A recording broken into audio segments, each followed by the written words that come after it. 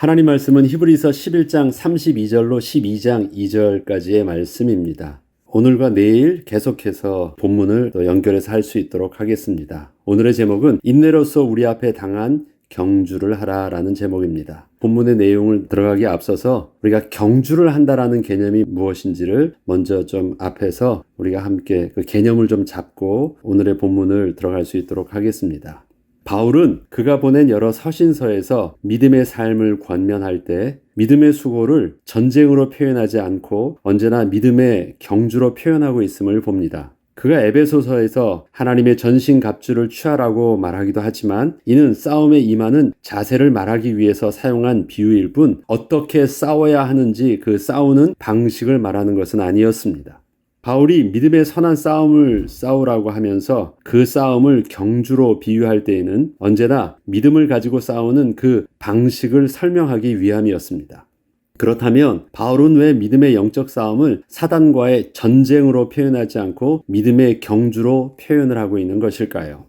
바울은 디모데에게 편지를 쓰면서도 복음을 전하는 사역자로서 임하는 자세와 방식을 권면할 때 이렇게 설명하고 있음을 보게 됩니다. 디모데후서 2장 3절로 5절에 보면 너는 그리스도 예수의 좋은 병사로 나와 함께 고난을 받으라. 병사로 복무하는 자는 자기 생활에 얽매이는 자가 하나도 없나니 이는 병사로 모집한 자를 기쁘게 하려 함이라. 경기하는 자가 법대로 경기하지 아니하면 승리자의 관을 얻지 못할 것이며 여기서도 바울이 병사를 비유로 쓴 것은 군인의 올바른 자세가 대장에게 충성하는 것임을 알려주기 위함이었지 그렇게 전쟁을 하듯이 그런 싸움의 방식을 말하는 것이 아니었습니다. 그렇지만 실제로 싸움을 임하는 그 방식은 전쟁터에서 수단과 방식을 가리지 않고 상대를 죽이고 반드시 이겨야만 하는 그 싸움이 아니라 경기하는 자가 법대로 해야 하는 것임을 명확하게 가르치고 있습니다.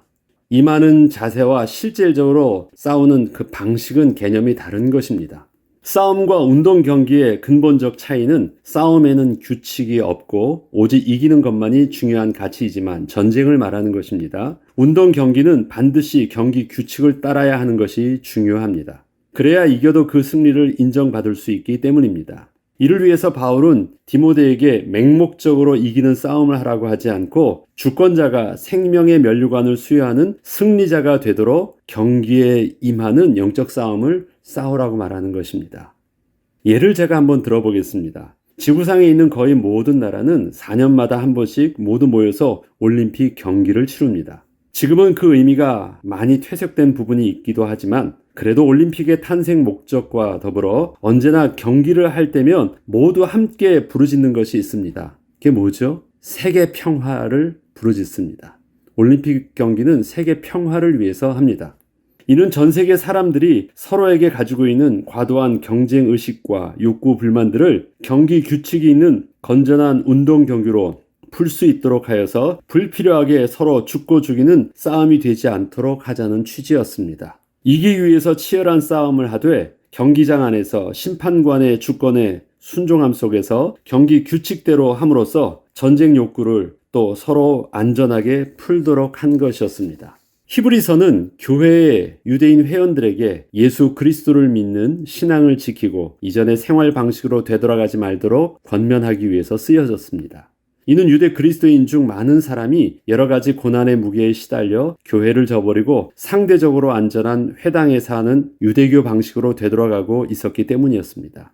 이를 위해서 대제사장 되신 예수 그리스도를 온전히 증거함과 동시에 우리 앞서 읽었던 11장에서는 믿음을 붙잡고 하나님의 믿음의 증거를 받은 구약의 믿음의 선진들의 모습을 다시 한번 구체적으로 확인시켜주고 있습니다. 저들이 그러한 증거를 얻었다라는 것입니다. 그리고 12장의 시작을 이러므로라는 접속사를 통하여 11장의 내용을 결론으로 하여 우리도 그들을 본받아 이렇게 하라고 권면을 하고 있는 것입니다. 히브리서 12장 1절로 2절 상반절에 보면 이렇게 쓰여져 있습니다. 이러므로 우리에게 구름같이 둘러싼 허다한 증인들이 있으니 모든 무거운 것과 얽매이기 쉬운 죄를 벗어버리고 인내로서 우리 앞에 당한 경주를 하며 믿음의 주여 온전하게 하시는 이인 예수를 바라보자. 우리는 여기서 한 가지 주목할 것이 있는데 히브리서 기자는 지금 성도들이 겪고 있는 믿음의 시련과 삶의 현장의 배경을 바라보는 시각이 경기장에서 경주하는 것으로 보고 있음을 우리는 보게 됩니다. 영적 싸움의 현장, 삶에 치열하게 지금 시험을 당하고 실현을 당하고 있는 영적 싸움의 현장을 사단과의 전쟁터로 표현하고 있지 않고 경기장에서 경주를 하는 선수의 시각에서 말하고 있는 것이에요. 이거 굉장히 다른 시각과 다른 자세를 우리에 취하게 하는 것입니다.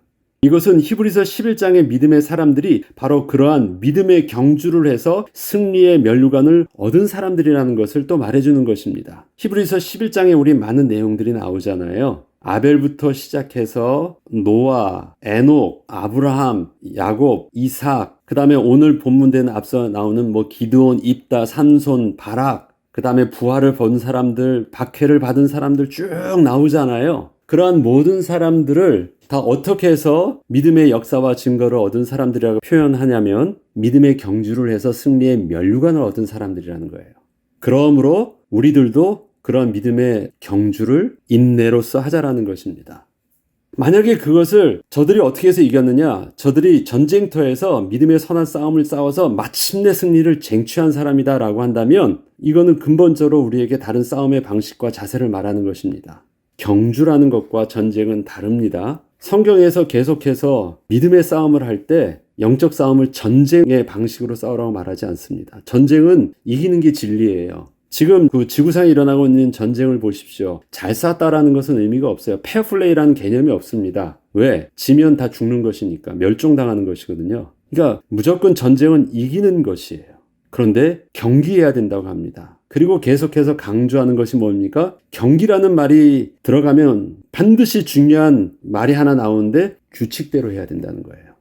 규칙대로 해야 된다. 그래야지 면류관을 얻을 수 있다. 경기하는 자가 법대로 하지 않으면 절대 면류관을 얻을 수 없다. 이것입니다.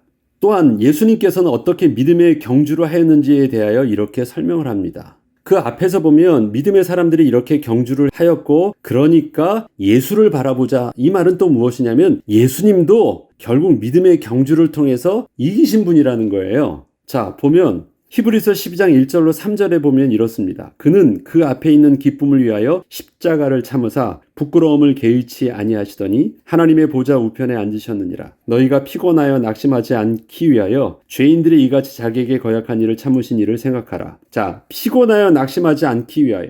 이 말은 무엇입니까? 마침내 승리의 면류관을 얻기 위해서라면 어떻게 해야 되느냐? 죄인들이 이같이 자기에게 거역한 일을 참으신 예수님을 생각해라요.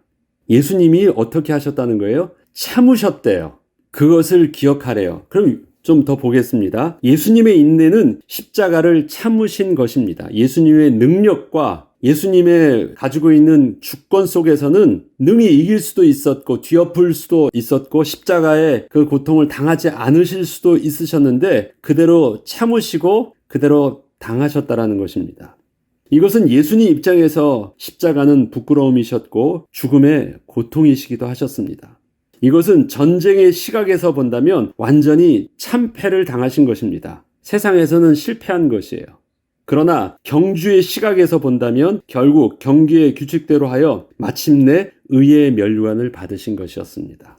자, 그는 그 앞에 있는 기쁨을 위하여 승리의 면류관을 얻기 위해서 십자가를 참으사 부끄러움을 개의치 아니하셨습니다. 그래서 어떻게 해요? 마침내 하나님 보좌 우편에 앉으셨느니라. 승리의 면류관을 얻으셨대요. 왜 가능합니까? 경기하는 자가 규칙대로 경기를 한 것이었기 때문에 그렇습니다. 믿음의 경주에서의 경주의 규칙은 심판관이신 하나님이 계신 것을 믿는 것입니다. 또한 하나님의 주권에 순종할 때 자기를 찾는 자에게 상을 받을 수 있음을 믿는 것입니다. 이것이 계속 앞에서 말했던 믿음의 두 가지 영적 비밀이잖아요. 이것을 경주로 비교한다면 믿음의 경주의 두 가지 경기 규칙인 것입니다. 그런데 예수님을 십자가에 못 박힌 자들은 그 믿음의 규칙을 거부하고 하나님을 대적하고 스스로 이긴 자가 된 줄로 그렇게 착각을 했던 것입니다. 이긴 줄 알았죠. 수단과 방법을 가리지 않고 무조건 예수님을 십자가에 못 박혀 죽이게 했습니다. 거짓 증인을 세웠고 그 다음에 엉뚱한 그 증거를 세워서 십자가에 못 박히게 하기만 하면 그가 죄인임을 드러내는 증거가 되는 줄 알았습니다. 하나님을 그렇게 대적했어요. 그런데 이긴 줄 알았죠. 예수님이 십자가에 못 박혀 죽으셨으니까. 그런데 어떤 일들이 일어났습니까? 결국에 하나님께서는 순종함으로 죽으신 예수님을 성령의 능력으로 다시 살리사 하나님의 보좌 우편에 다시 앉게 하여 주실 것입니다. 생명의 면류관은 예수님이 마침내 얻으신 것입니다. 히브리서 10장 31절로 39절의 내용을 보면 믿음을 가지고 고난의 큰 싸움을 견뎌낼 수 있도록 하기 위해서는 인내가 필요함을 이렇게 설명하고 있습니다. 히브리서 10장 31절로 39절입니다. 살아계신 하나님의 손에 빠져 들어가는 것이 무서울진저. 하나님의 손에 빠져 들어가는 것, 하나님 손에서부터 놓침받으면 그것이 진짜 무서운 것이라는 것입니다. 하나님의 믿음의 규칙 밖으로 나가면 무서운 것입니다. 전날에 너희가 빛을 받은 후에 고난의 큰 싸움을 견디어낸 것을 생각하라. 혹은 비방과 환난으로서 사람에게 구경거리가 되고 혹은 이런 형편에 있는 자들과 사귀는 자가 되었으니 너희가 갇힌 자를 동정하고 너희 소유를 빼앗긴 것도 기쁘게 당한 것은 더 낫고 영구한 소유가 있는 줄 알미라. 안 당할 수도 있었어요. 부정하면 됐어요. 안 믿는다고 하면 안 당할 수도 있었어요. 저 사람들의 속임수와 저 사람들의 비합법적인 그 폭력에 대해서 나는 안 당할 수도 있었어요. 그런데 그렇게 당했대요. 왜? 믿음의 선한 싸움에서 생명의 면류관을 얻는 그 규칙대로 했기 때문에. 규칙은 뭐예요? 하나님을 믿는 것이고 하나님을 있다고 인정하며 그 약속의 하나님의 말씀을 믿음으로 순종하는 것. 예수 그리스도를 구주로 영접하는 것. 예수 그리스도를 믿는 믿음을 거부하지 않는 것. 이것이 세상 사람들에게서는 내가 핍박을 당할 수밖에 없는 이유가 되었지만 더 낫고 영구한 소유가 있는 줄 알아서 나는 하나님의 믿음의 법을 따랐대요. 그러므로 너희 담대함을 버리지 말라. 이것이 큰 상을 얻게 하느니라. 그렇죠? 이것이 결국은 어떻게 해요? 생명의 면류관을 얻게 하는 것입니다. 너희에게 인내가 필요함은 너희가 하나님의 뜻을 행한 후에 약속하신 것을 받기 위함이라. 잠시 잠깐 후면 오실 이가 오시리니 지체하지 아니하시리라. 지금은 길어 보이는 것이지만 잠시 잠깐입니다. 그리고 반드시 기다리면 저 사람들의 불합리함을 내가 모르는 바 아니에요. 나도 들이받을 수 있어요. 나도 아니라고 거부할 수도 있어요. 그런데 그것을 나는 참고 견뎌준대요. 받는데요. 왜? 룰 속에 있으니까. 십자가의 룰 속에 있는 것이니까 그렇게 한대요. 그런데 그것이 길어 보이지만 히브리서 기자는 어떻게 표현하고 있습니까? 잠시 잠깐 후면 오실 일이다. 지체하지 않으실 것이다. 나의 의인은 믿음으로 말미암아 살리라. 또한 뒤로 물러가면 내 마음이 그를 기뻐하지 아니하리라 하셨느니라. 우리는 뒤로 물러가 멸망할 자가 아니요 오직 영혼을 구원함에 이르는 믿음을 가진 자니라. 하나님의 구원의 법을 붙잡고 있습니다. 경계하는 자가 승리하는 법을 그대로 붙잡고 있습니다. 하나님을 믿는 것이에요. 하나님을 찾는 자에게 상 주신 자이심을 믿는 것입니다. 그 믿음 안에서 어떤 일까지 일어납니까? 죽은 것 같으나 죽지 않는 것입니다. 그것이 아브라함의 믿음이었고 사라의 믿음이었고 또 믿음의 사람들이 힘이 있었으나 힘을 쓰지 않고 그대로 나그네와 같이 그대로 살 수 있었던 영적인 비밀이었습니다. 할 수 있었던 사람들이에요. 안 해도 될 수 있었던 기회도 있었어요. 다시 되돌아갈 수 있는 기회도 있었대요. 그렇게 안 했대요. 왜 그렇습니까? 믿음의 법을 붙잡았기 때문에. 생명의 면류관을 얻기 위해서 그렇게 하였대요. 그렇게 하다 보니까 그 법을 가지고 이 땅에서 승리의 구원의 기적을 이룬 사람도 있지만 그 법을 가지고 구차히 살려고 하지 않고 죽은 사람도 있대요. 그런데 죽음이 거기서 끝나지 않아요. 이처럼 우리의 인내는 결국 우리가 모든 일을 다 행한 후에 약속한 것을 받기 위함이기 때문에 그렇습니다. 우리의 싸움은 이 땅에서 이기고 지고가 승리를 판가름하지 않기 때문입니다. 우리가 받아야 할 생명의 면류관은 마침내 우리가 거룩하신 하나님 보좌 앞에 나아갔을 때 하나님께서 친히 인정하여 주시고 씌워주실 것이기 때문에 그렇습니다. 이 땅에서 죽는 것이 아니고 이 땅에서 사는 것이 또한 사는 것도 아닙니다. 우리는 하나님 앞에 나아갈 것이고 심판대 앞에 서게 될 것입니다. 그때 하나님은 물으실 것입니다.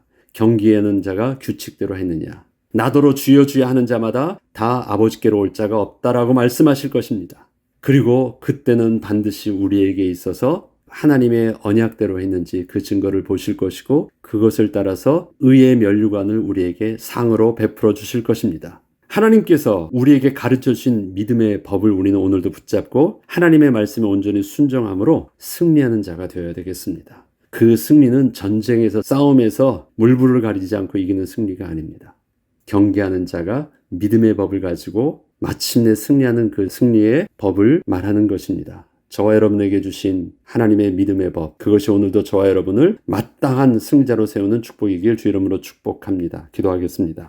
하나님 아버지, 하나님께서는 이 땅에서 우리에게 싸움을 경계하는 자가 경주를 믿음의 선한 싸움을 싸우게 하는 것이었습니다. 싸움은 최선을 다하도록 정말 생명을 걸 만큼의 집중하며 싸워야 되지만 그러나 거기서 결코 놓쳐서는 안 되는 것, 하나님의 주권과 하나님의 법 앞에서 제한을 받고 있는 것임을 잊지 않게 하여 주시옵소서. 때문에 하나님의 거룩하심이 우리의 싸움에 있게 하시고 하나님의 성결하심이 우리의 믿음의 싸움 속에서 결코 놓쳐지지 않게 하여 주시옵소서. 그리고 마침내 승리의 면류관을 얻는 싸움의 비밀들을 오늘도 주와 함께 동행함으로 또 함께 싸움으로 이기는 싸움 싸우게 하여 주옵소서. 감사드리며 우리 주 예수 그리스도 이름으로 기도합니다.